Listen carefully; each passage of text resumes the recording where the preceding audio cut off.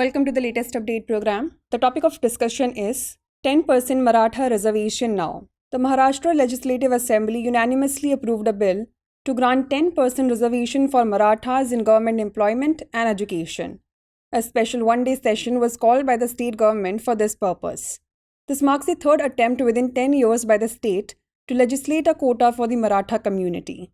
The bill mirrors the Socially and Educationally Backward Classes Act of 2018, initially introduced by the previous government. The bill acknowledges the social and educational backwardness of the community as highlighted in the Maratha survey conducted by the Maharashtra State Backward Class Commission. The bill says that the community is eligible for reservation on grounds of social and educational backwardness. It points out that the state government has the right to prepare a list of communities that are socially and educationally backward in the state. Let us now talk about Maharashtra State Backward Class Commission survey. A total of 1.6 crore families were surveyed. According to the survey, 28% of the population belonged to the Maratha community.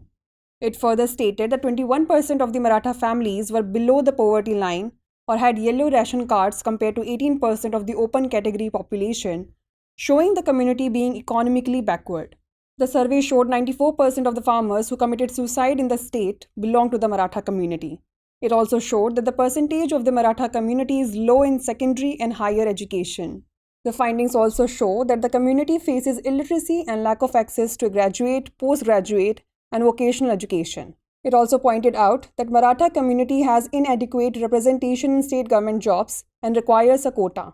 The community was facing a decline in farm income, the division of land holdings, and the lack of emphasis on education for the youth. This resulted in a decline in the economic status of the community. The community is largely dependent on agriculture, but this sector has been declining. The community is largely dependent on jobs, including mathadi workers, hamal, security guards, safai workers, domestic workers, dabbawalas, and drivers.